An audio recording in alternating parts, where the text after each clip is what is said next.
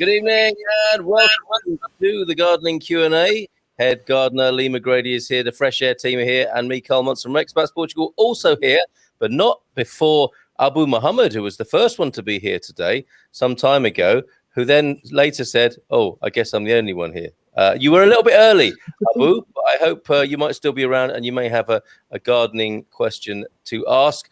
This illustrious panel in front of you, the expert gardener, and I think after Lee comes Anna in terms of gardening experience, then me, pretty fair, I don't know, and John probably in joint third with our respective attempts, but no less passionate about the business and keen to help get your questions answered today. How are you, folks? How are you doing, Anna? Yeah, I'm doing good. Yes, I'm. As for those UK listeners and viewers, you might know this already. The clocks went forward, so I'm slowly adjusting to the time difference. Usually takes me a couple of days, but yeah, I've really enjoyed the sunshine today. My screen saying it's about 13 degrees here at the minute. I've just been I've pretty much been out.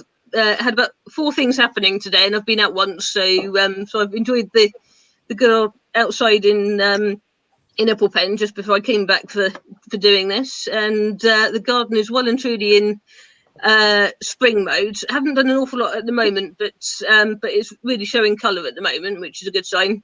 Yeah, and and I've been.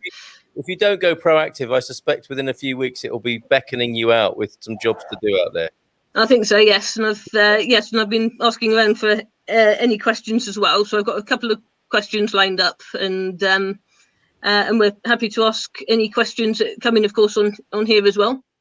Yep, superb. We do have a question about a butternut squash that was grown last year on a hugelculture bed.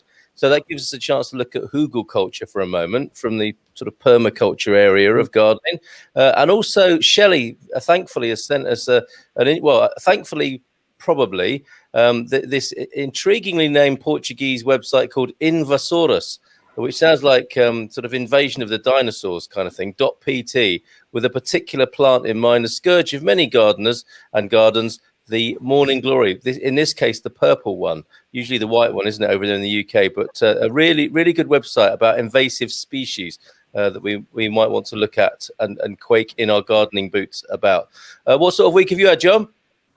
Yeah, interesting, I suppose. It's like typical lockdown, really, not able to do anything at all apart from, just go for a walk and things. So it's been not that interesting, but yeah. Okay, well, here you are. It's great to know that in the UK the lockdown is being eased off ever so slightly. I think you've had a new sort of set of restrictions or guidelines today, haven't you? Marcos is saying good evening to us. Hello, Carl. And for all people here, boa tarde a todos. Good afternoon to everybody from Marcos. Great to have your company. And Mud Azam is here. Good evening to you. Are you a gardener? Let us know, folks. Abu, Mud, and Marcos, who've already said hi this evening. Are you keen gardeners? Do you want to know more? Have you got any questions for us? Head gardener McGrady, how are you, sir? Just in from work, I see. Literally just in from work. My first beer. And it's gone already. Yeah, it's been a long day. It's been a good day. I don't remember my last day off. So, yeah, not complaining. Back in the 90s, wasn't it? My last day off, probably. Yeah. Feels like it. How is the world of professional gardening at the moment? What have you been up to? What are you doing for other people before we get around to what you're doing yourself? I've just today I've been at new customers, so it's been a long day. We always try, if we take on a new garden for maintenance, the first visit is always a long visit because we try to get it up to my standard as quick as possible. So that's been today. I've managed to cut my own grass this morning, but it was just a quick mow. Been to new customers this afternoon. Spent my whole afternoon there. What have I done? Last week was new seeding for new lawn, the new irrigation system put in. The day before that, I was on the other side of the river doing a fantastic house in Estrella. Oh yeah, love going there. Yeah, lovely. Yeah, It's a great garden, great customer. Prior to that, I was on my normal maintenance round, cutting grass, trimming trees, dealing with bushes, dealing with the watering systems, which everyone is now turning on. We're finding that they're not working over because of the people. I'll explain it better. People here turn the watering systems off in the winter and then forget all about them, and then they turn them back on again this time of year and realise they've got problems. And so it takes up a lot of time, a lot of effort, and everyone's different and everyone's using different parts. Oh, it's great fun. It's great fun. I love it. Yeah. Well, so you're helping sort of repair that after maybe after it being forgotten, and there's a bit of routine maintenance to do to get it back on functioning. Yeah. A lot of the people over in Portugal here, they're running off like a well system. Yes. And so there's a lot of minerals in there. So when you run your sprinkler constantly, it keeps the flow of the minerals okay. It keeps it fine. Yes. But then you turn it off over the winter, and it fills up all the filters. It fills up all the pipes. So it's good. It's great fun. I'm a gardener / plumber. Yes, of course. I guess, I mean, that's the thing about being a gardener, because you do have to turn your hand to being an electrician and a plumber from time to time, don't you? Oh, I never touch electrics. Okay. That's probably wise. Yeah, electrics terrify me, gas terrifies me, but water, I can deal with that. Yeah. All right, and that reminds me, actually, one of our community friends, Claire Bendel, has just made a YouTube video about how to install an irrigation system. So I will put that in our comments as well. That's pretty useful, but that's nice because it's somebody starting afresh there rather than trying to rescue an old system. The sort of work that you're having to do at this time of year, Lee. I love doing the fresh systems because the ones we use, I don't know if I can say it, the Rainbird system, or the Hunter system. I prefer the Hunter system, to be honest, but they're fantastic. I mean, if you've had the time and you had the inclination, you could do it yourself. It's dead simple. I've got some parts over in the corner there. It's dead simple. Screw on. No welding, no messing about. It's dead simple. Sounds like a lot of fun, actually. Like being a kid again, playing out in the garden with a hose pipe. Fantastic. The next big job I get, I'll invite you, Carly. Come see how much fun it is when you're pulling your hair out. All right, fair enough. Because the water pressure's there. Well, you've got to put four fingers on one system. Yeah, we'll see how much fun it is then. All right. I enjoy it. Sorry. Yeah. Okay, excellent. Questions coming in already, but I'll just move to Caminha area, way up north. I have a large veranda, so no proper gardening for me this season, just whatever plants, pots and soil I can carry upstairs. So Khadija Anderson, please, pictures. It'd be lovely to see what you're doing there. Sorry, I thought that was a question, but it's a nice statement, in fact. And do join our Happy Homesteaders Get Out and Grow group on Facebook if you're not already a member. You may well be, and that might be why you'll hear this. Or then again, you might be an Expats Portugal subscriber on our YouTube channel. Not entirely related here. I want to open a hotel. I'm glad for you, Maud. And if you need a gardening team, you need to look no further. Yeah. Mr. Lee McGrady there. Might be a lovely job working on the grounds of a hotel. Superb. So there's your gardener already in position and ready for you there. Okay, so let's go then to... Oh, no, we didn't ask you what you're doing in your own garden, did we, Lee? I mean, you talked about the commercial angle. What's going on at home? I've done a little bit of seeding. I've done a little bit of nothing. I've just been too busy, Carl, to be honest, this week.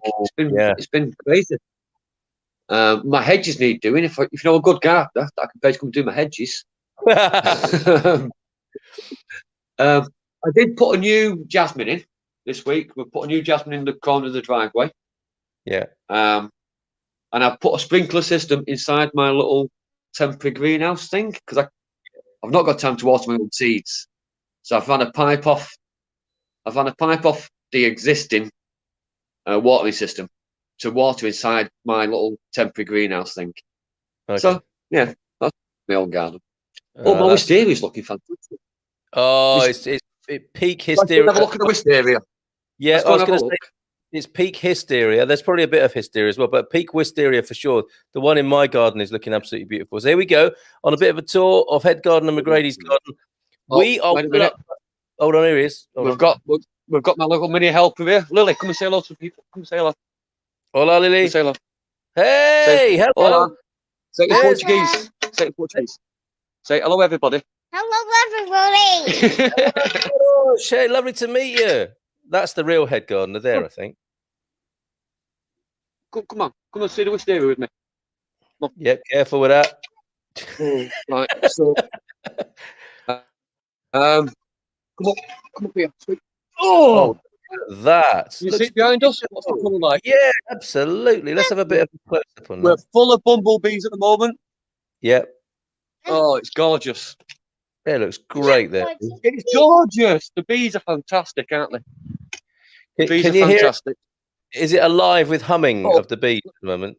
It's properly alive at the moment. That's fantastic. And I don't know if you can see these. What we got? Oh, the lilies. Look at Lots of lilies Lily, in the garden. same today. name as you. Got the same name as you, haven't it? And this jasmine. Yeah. This jasmine here, we only put in last year, and it's got already. It's up all the way up into the wisteria, and it's Oh, going back out again. So we've got maybe 8 foot growth on it. that's terrific. So That is I'm really happy with that. That's one fragrant garden, I'm guessing there. Beautiful. Yeah, well, that's the intention. That's the Yeah. intention. We've got 3 jasmine in at the moment now. One on the main road by the gate. So when you pull up, it's the first thing you smell.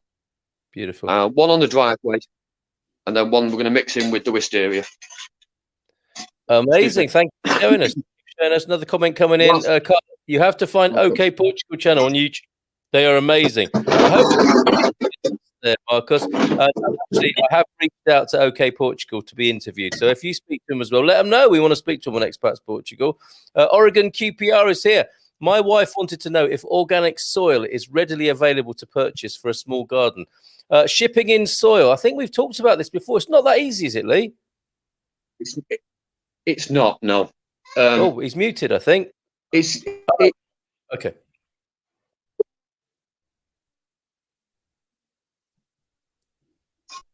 Let's give him a chance to run free.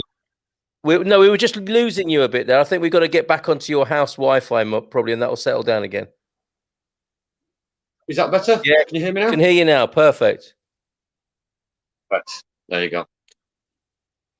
So tell us about importing organic soil specifically there. Well, I don't actually know about importing organic soil because getting good quality soil is hard enough as it is. Yeah. I really deal with commercial weights and commercial size soils.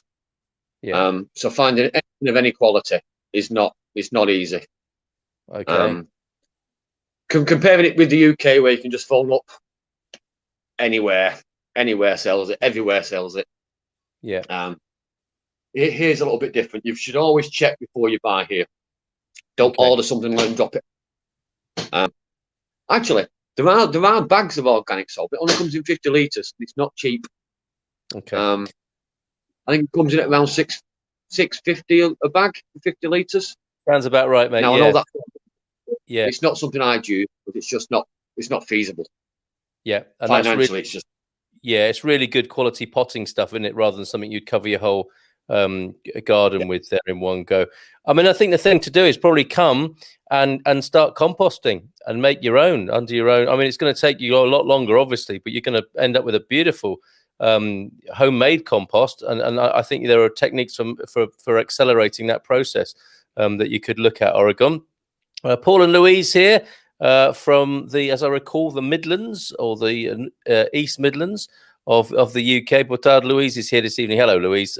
Maybe the gardener of the household there. Music Wonders 300. Hola, miss my Portugal this time of year. I bet you do. Yes, just coming alive. It's absolutely beautiful. And we're enjoying it on your behalf, Music Wonders 300, me and Lee over here. What a gorgeous garden, says Victoria. Thank you, Victoria. Love Jasmine. I'll be checking out some soon when broken foot is better. Oh, sorry to hear that, Leslie. Get well soon there. What a lovely garden, Lee. So a lot of love for the garden tonight. Oregon, a couple of... well, first of all, thanks for the answer to the soil question. And can you get Gertrude Jekyll roses in Portugal? Do you know of that? Is that the name of a rose or a company? I presume it's the name of a rose. I just don't know. It's not. Roses aren't my thing. Okay. But yeah, I suppose you could mail order them. You can mail order from everywhere now. You can mail order them out of France. France do a massive range of roses. There's companies in France that specialise in it. Oh, and, okay. We mail order from France all the time, so there's no problem with that. Perfect. So yeah. If you found the right supplier, it would.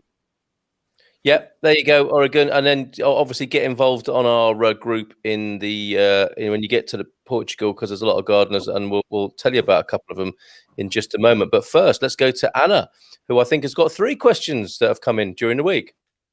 Yeah, I have got I've got one. I'm trying to remember if I asked this last time or not, but it's one on growing asparagus in the Wiltshire area, and just in need of any useful advice. And they know it's can be quite tricky to grow, so just any useful advice, really. So not so much a question. Okay, well, I love asparagus. I love growing asparagus. It's been one of my challenges. A lot of people struggle with it. So it's very simple, especially in the UK, to find an asparagus crown, as they're called. And it's the first stump with a long rooting system on it. So you find a good, healthy asparagus crown. And what it needs is free draining soil. They will actually grow in sand quite readily. So the better drainage, the better the ground drains, the better for the plant. You start it off with the crown in a raised bed on its own. Stretch out the roots in a line from each other, and you grow them in lines. Dead simple, dead nice. Yeah, it's finding the right. It's finding the right crown. It's finding a good quality crown is the difficult bit. Plant it. Don't harvest it for 3 years. Let it grow. Let it develop. On the 3rd year, you can start to prune it. On the 4th year, it's harvestable. Should be great. You clearly you sound passionate about your asparagus there. I think it's started. When I started my first allotment back in the UK, many moons ago, asparagus was a rare thing on the shelves. Then you couldn't buy it; it wasn't readily available in supermarkets. And I had it at a restaurant or something. I thought, I've got my own ground. I'm going to grow asparagus, and it was a challenge, especially in the north of England. We get heavy frost because they don't particularly like the heavy frost. So. But she's in Wiltshire. We've got a good drainage soil down there. She should be fine. Fantastic. That's great. And then your next decision after that is whether to put olive oil or butter on. The steamed every time. Butter every time. You're in Portugal now, mate. Well, obviously we have Manteiga here, the butter, but I think people would tend to use olive oil here and plenty of sea salt and black pepper. Oh, I'm making myself hungry now. That's great, though. So the asparagus tip there. Next question, Anna. We've got one for Mansell in Plymouth, and he's needing some advice on what shade-loving perennials to buy for an area that's north-facing, good composted soil in raised beds, and it says needs flowers. Well, it's always difficult giving advice on perennials because I know what I like, and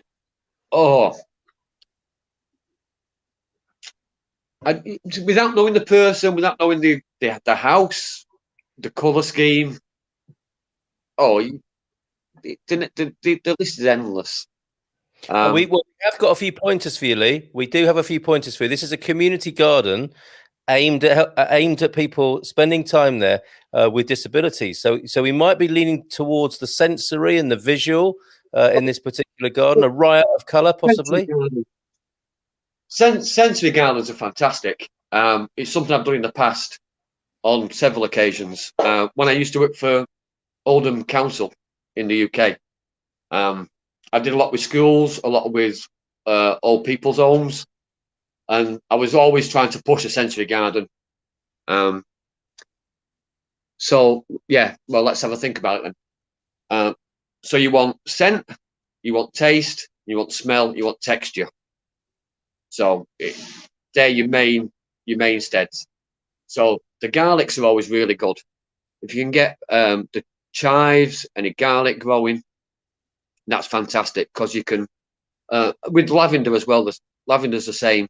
You can break it up in your hand. You can smell it. It gives people a connection to the plant. It helps them to realise if you can add a smell to a site, then it encourages like a memory growth. And then look for plants with leaves that are either variegated, like the laurels, dead simple. Or you get variegated geraniums as well, where the leaf is dark on the inside and it is on the outside. They always make a good show. So that's site. Oh, there's some plants you get that like have a silver leaf on them. So look for anything with colours, bright silvers, light whites. They always stand out more, so it helps people with visual difficulties. Sense, and then smell, chives every time. If you plant chives, go wild. Chives and mint go wild. So plant them. You can pick away at them, and you can taste them. I could write a book on. I could write a book on scented gardens, and I probably should do one day. Yeah, for sure. We'd love to see that. Yeah. And we'll get Mansell, who the question came from, who started this wonderful community garden in Plymouth. We're going to get him on the show somehow. This is a difficult time of day for him, but we are going to get a guided tour. We might just get some video and run it during the show, but we want to see gardens from all over the world, and it'll be great to have his, especially. Ask him to friend me on Facebook, and I'll have a private conversation with him if he's any real issues. I can run through it all with him. You two will get on so well. Yeah, that'd be really nice. Yeah, ask him to friend me on Facebook, and I'll have a chat with him. Terrific. We've got a twinning project potentially there in Plymouth and Portugal. Yeah. Fantastic. Before your third question, and I know John's got one as well, let's have a look at what people are saying in the comments. Oregon QPR. Would Portugal allow in plants, flowers ordered from the Royal Horticultural Society? I think Brexit might have given that a bit of a problem. Not insurmountable. No. Still no problem, apparently. Oh, okay. I spoke to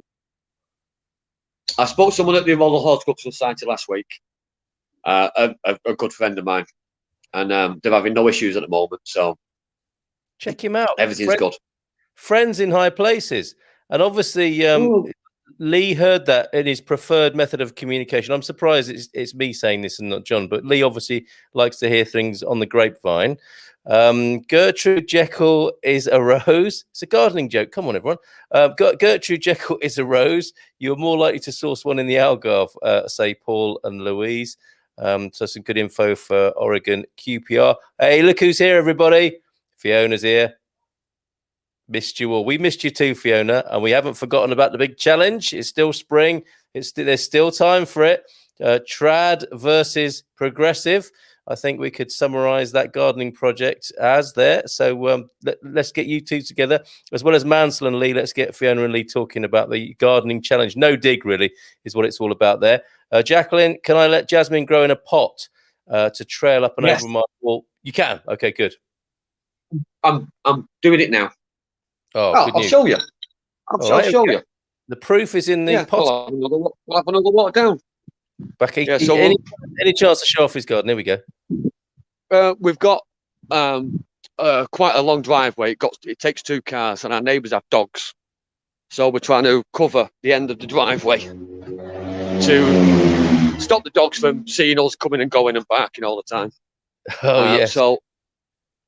So this is my little Jasmine.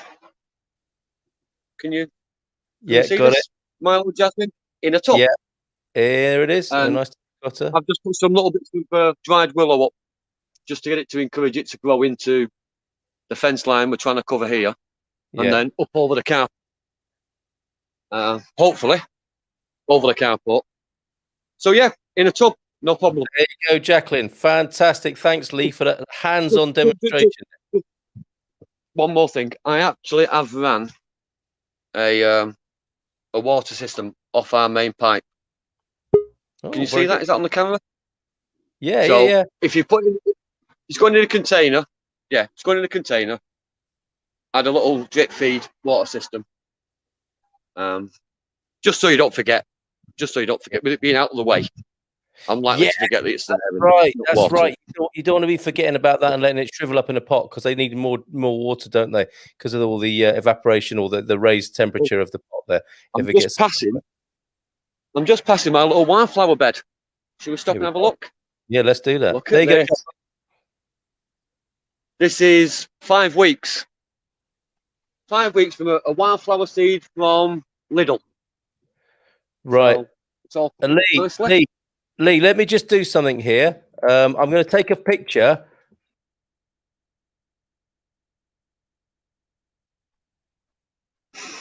Of what? Of me? I hope not.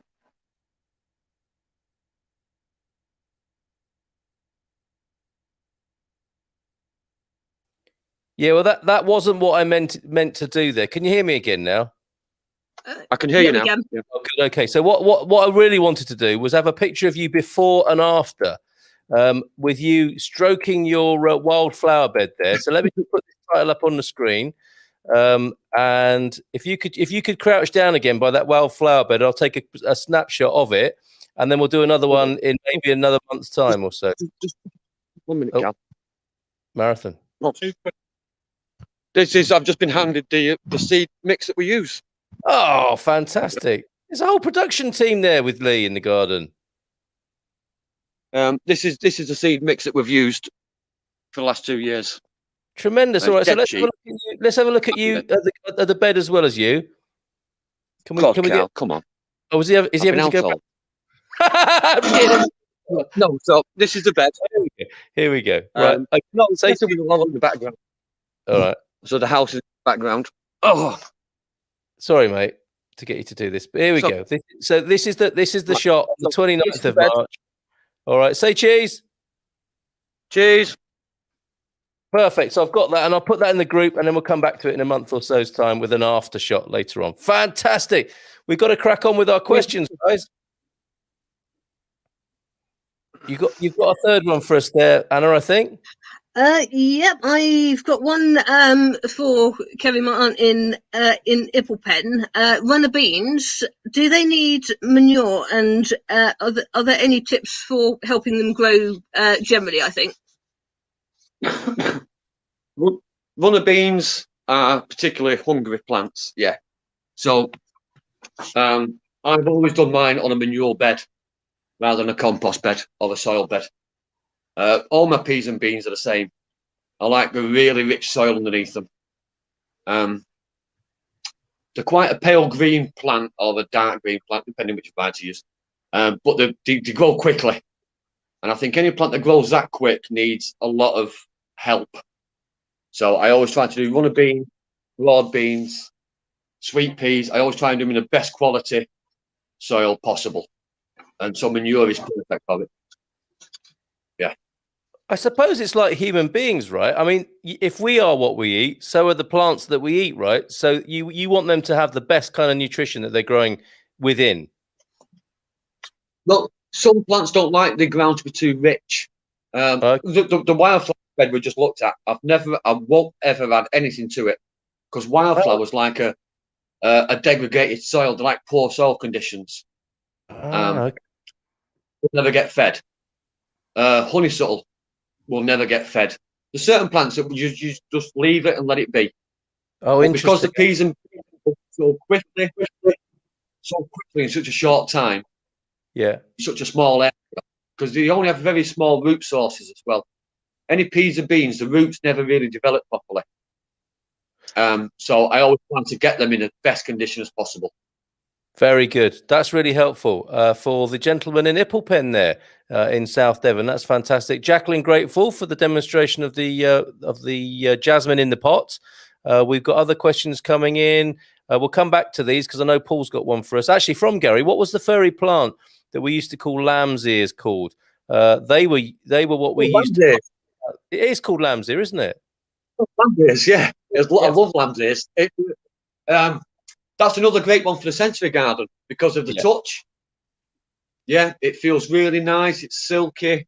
It's got little almost Velcro feel to it. Yeah. Yeah, I love that. Yeah. And it comes in a silver. It comes in silver as well. So again, great for the sensory garden. Yeah. Available in silver. Daff's out in full bloom here. Sounds lovely there. Hyacinths just starting to smell. Tulips will be out next week. What a fabulous time of year. Thank you, Louise, for that. Oregon QPR, grateful to Paul and John. John's here as well. We'll get to John in just a moment.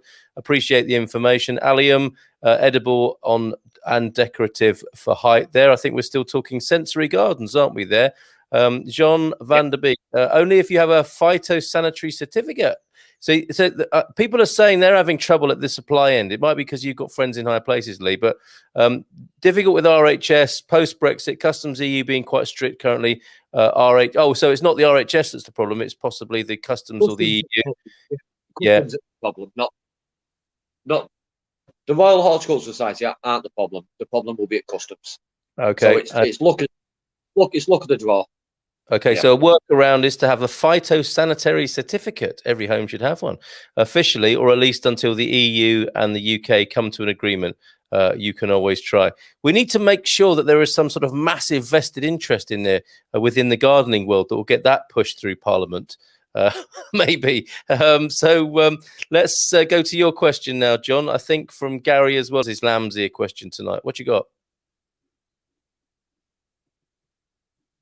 Why am I saying, oh, hang on, when I'm still muted?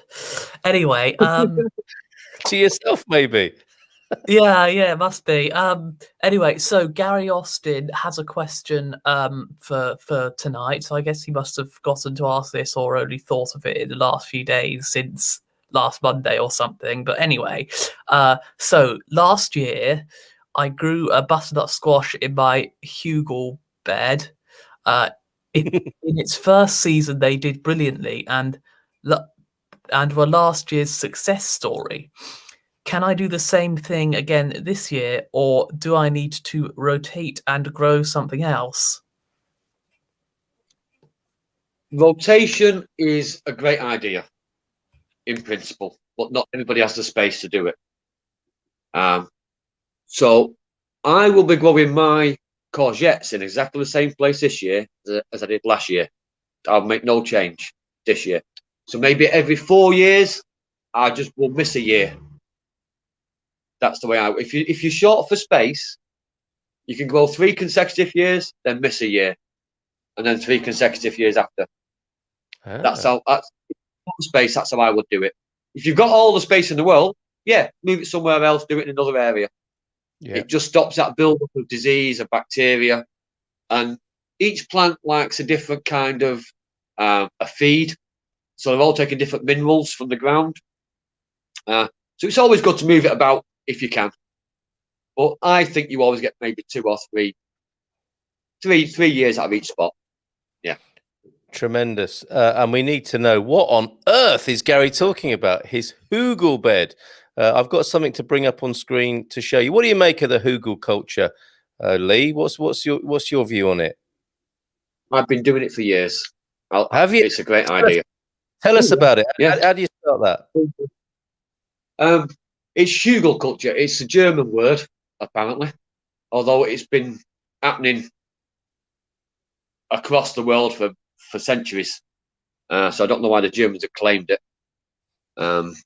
But if you look in the books, it will show it as a mound, a mound of soil. When inside that mound of soil is rotting wood. So you make a pile of wood and you cover it with a soil, and you plant into the mound. But that's not necessarily hugel culture as a whole. I've always liked to bury my compost or half rotted compost when it's still lots of twigs, lots of branches, lots of leaves on it. Just bury it deep. It breaks down slowly. It releases all the good bacteria and it kills off all the bad bacteria. We have a bed at the back of the garden at the moment that I'm growing tomatoes in. And it was like the base for an old jacuzzi or something. I have repurposed it as our tomato bed. And that must be 3 foot deep with cuttings from my lemon trees, orange trees, and from around the garden. So it's a great way to dispose of your waste. And it's a slow build up. So if you were to bury a branch, say 1 inch thick now, it'll be producing feed for years and years to come. Superb. Just don't do it where you're going to do potatoes. Potatoes don't work well on eucalyptus. Okay, because it tends to go very deep into the ground. You can't dig into them the same. Okay. So you have to be selective on it. But yeah, it's a great idea. It's superb. There's loads of great websites about it. Yeah, I've got a link up there and the many benefits of hugelculture as a permaculture.co.uk article there. Lovely to be able to share that. And going back to the squash, they crop 50. You always get more squash than you want, right? They will spread out. Good flowers and ground cover. Need lots of sun and water. Say Paul and Louise, who sound very adept at growing squash there. So I hope that's useful to you, Gary. You're going to add something there, Lee? Well, I'm going to have 2 things now because you just said that. With the squash, you don't want to have too much direct sunlight on it. The same with courgettes because they've got quite big leaves. Here in Portugal, you don't want to have too much. In the UK, you can put them anywhere; they'll be fine. Yeah. Yes, okay. Here in Portugal, you want a little bit of shade with them because it gets a bit too hot for those big leaves that they develop. Okay. What was the other thing I was going to say? Oh, the eucalyptus. When it shows it in the box, it shows it as a mound. Yes. Which is a good idea because you can have a sunny side and a shaded side. Oh, yes. So there's the other opportunity. It's the other advantage of eucalyptus mounds in comparison to what I do, which is just eucalyptus by burying things and letting it break down slowly. Very interesting. But either way, you're emulating the course of nature, aren't you? But kind of accelerating it for human need. It's like a tree falling over, isn't it? And rots down, and eventually you would see something incredible happen with that. And you're emulating that process, really, aren't you, for your own good? Back where I came from in Manchester, sorry, the tractor's going past. Can you hear that? Yeah. Being passed by. Yeah. Back in the UK, there was a quite a large woodland, but one section of it was called Kitchen Wood. When I was a child, everyone referred to it as Kitchen Wood, and they used to grow the veg within the woodland. They would clear a small area in the woodland and grow the veg in that area. And then that was basic hugelculture. Yeah. From a basic level. They would clear the trees, give it 10 years, then that would be their veg patch for the coming seasons. And then they would clear another area, drop it all into one square, and that would be the veg patch for 10 years down the line. So it's not a new thing, not a new thought up idea, but it works really well. Yeah. Okay. And as usual, ask a group of gardeners about something and you're going to get that many different answers, aren't you? Hugelculture is one of my hates. Well, not the type of bed, but the use of them where there is no need. Disturbing decent soil to a depth and there she goes, disturbing I agree completely. Yes, they were used for growing soil on very poor rocky mountainsides, not healthy gardens. Don't start me on swales either. No, welcome back. He's completely right. He's completely right in what he's saying. That's Fiona. If the soil's already in great condition, you don't need to do it. Yeah. But my soil's not in great condition. It's virtual sand. So you're adding something in there. Excellent distinction. Thank you, Fiona. There, I always love it when Lee and Fiona are talking. No, I shouldn't agree with Fiona. I shouldn't agree with her. No, I disagree completely. Absolutely, he's changed his mind now. Right, talking of pet hates, this might be a pet hate. Actually, before we go here, Anna and John, I think we're up to date with all the questions, yeah? No, we've not had John's joke for the week yet. We haven't had John's joke of the week, and should we encourage him? I wonder. Have you got something? Well, we've I've got a couple actually. Oh no! Oh, great. So obviously, if Elsa from Frozen was a gardener, she would sing "Get out in the garden and let it grow." And also, possibly worse than that joke, I can tell you that we've had a tremendous mix of facts and gardening advice on the show today. John, thank you, thank you so much. Let it grow, let him grow. Okay, there's more Hoogle banter. All for using them, as Lee has said, though, if you have a woodland to clear, be careful how the topsoil is replaced. Thanks for that, Fiona. And I've got some nice accidental potatoes, are the best kind, aren't they? That grew in my Hoogle bed. Oh, so you got away with it. Spuds in the Hoogle. Probably nicest I've ever had. Like you said, great for getting rid of cuttings and branches. Yeah, and adding a bit of height and drama to the garden, different levels, of course. Watch out, Lee agreed with me. As I was typing to agree with one of his points, caught me off guard. Easy, you two. Right, brilliant. So talking of pet hates, this must be on the list of many pet peeves in the garden. The morning glory, commonly known, purple here often in Portugal, white back in the UK that I'm used to. Anna, you've had some experience of this bad boy, haven't you? And it is a bad boy. Just a bit, yes. It can be a little bit confusing because there is the blue type which is okay, and then there's the white type which is the troublemaker. And yeah, spring. I have to say I haven't actually been out to check yet, but spring is the time you need to check up on the bindweed, and it's got a very distinctive shape leaf, and it has been known to even wrap its way around grass as well, which I've even experienced as well. So yes, if you can get on top of it, then try and get rid of it as much as you can. It will put up a bit of a fight, but when the weather conditions turn, hopefully it will calm it down a bit. I don't actually know any natural cures apart from just ripping out all the bindweed by hand, but whatever you do, try not to put it in the compost because it might turn your whole compost heap into a bindweed heap as well. So you can either set light to it or do whatever you want to, or ideally you can put it in your garden bin, as in the brown bin, and get rid of it that way. Excellent, Anna. One for John before he goes. He likes to finish promptly. This is one for you from Gary. What do you call a gardener with a spade in his head? The old classic, Doug, of course. John, thank you very much. Sterling effort. Good night. Take care, mate. Lee, did you see you next week? Yes, more jokes next week, please, John. Yeah. All right. Bye.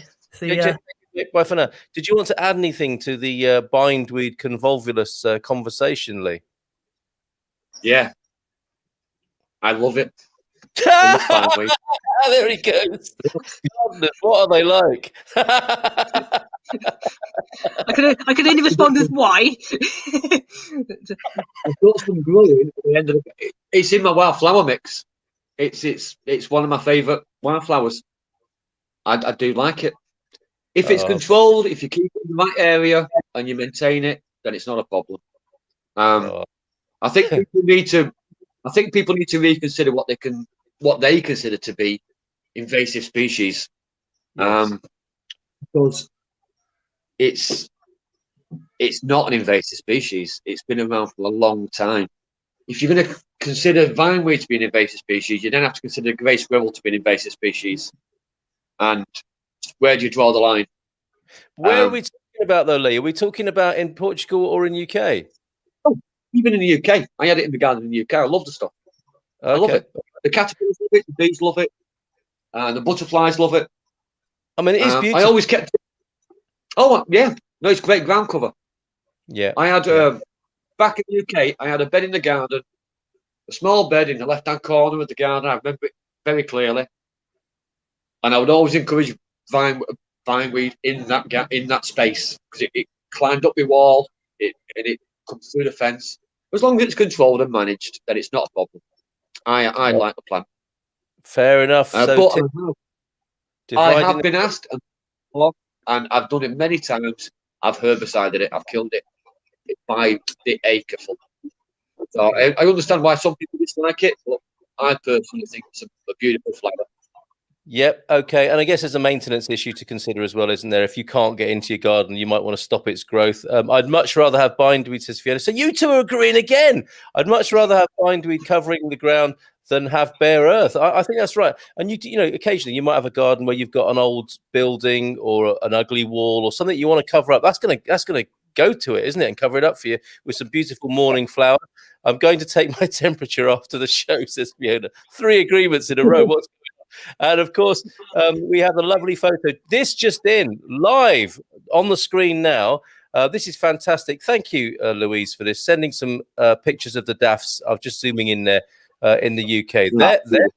They're very tall and lovely mix of white and yellow blooms there. Thank you so much for that. All pictures of gardens gratefully received. Love to see that on the screen here. And another message in via WhatsApp just in as well. If I can get back to it. Somebody tuned in from New York, no less. Hello, enjoy your show, watching from New York. Thank you so much. You don't say your name. Maybe tell us next week and maybe send us some photos of your garden or balcony or wherever you're growing. Great job tonight, Head Gardener McGrady. Thank you so much. Is there anything you want to say to anybody for the coming week? Get out and enjoy the sunshine. Oh, no, the rain is forecast. The rain's forecast. We've got rain forecast in Portugal. Get out and enjoy the rain. Get out and enjoy the rain. Okay, rain dancing here in Portugal. What about you, Anna? Got any plans for the week ahead?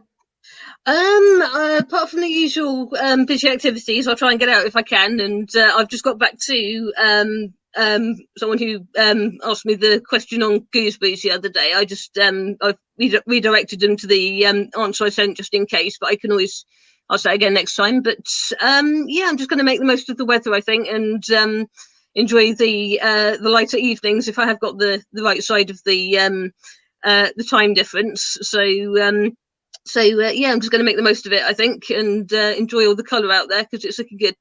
Well done. And I know you told me before you had a couple of nuthatches visiting. That's fantastic. So the bird table's coming alive, and I'm sure you'll be watching the bird table. Yeah, it's all pretty busy. Robins, blue tits, nuthatches. Haven't seen the woodpecker so much recently, unfortunately. Although I have got a phone to hand. Unfortunately, the camera isn't quite as up to speed as the usual camera, so I can't quite get the picture quality. But yeah, do put food out. But do remember that pigeons are likely to pay a visit, and squirrels. Yes. And, invasive species, talking of. Good job, gang. Thanks. Obrigado todos from Paul and Louise. And look, this just in from Rita. Is that a Geordie accent? And I don't think you're talking about Anna there. It's not a Geordie accent, is it? How offended are you, Lee? Me? A Geordie? Yeah. I'm a Manc. I'm a Mancunian through and through. He can't believe it. Why, hey, man? He's from Manchester. He's shocked. He's shocked there, Rita. Like 300 miles shocked, I think, there. But, you know, fair play to you, Rita, for having a go and sharing that with us. I've lived all over the place. I've lived in Scotland, Manchester, Cumbria. I've lived everywhere, so I pick a little bit of it up everywhere I go. So yeah, all right, very good, Bunny lad. Really. You know what? We're gonna leave now, and I'm thinking we haven't got a theme like an intro theme or exit theme. Gary is a very skillful videographer and very in touch with nature. He might knock us up a little bit of a 30-second intro and a bit of bird song and a few views of the garden. I'm premiering some of his other work on Friday. Gary, if you've got a spare, I don't know, 10 minutes or something like that, we would love to feature some of your videography of forests and flowers and gardens and wildlife. Just a suggestion. And finally, sculpa from Rita. Sorry to Lee for thinking you was a Geordie. No harm done there, Rita. Thanks everybody for a fantastic show tonight. Lots of lovely input from all over the world. Fantastic to be here. We'll be here. We may not be first Monday of each month. It is not a show for us, but I'm imagining there'll be a lot of action because it's springtime in the group to see us through for 2 weeks. Take care and bye for now. Have a great evening wherever you are. Ciao, ciao. Send in those questions, says Anna. Bye.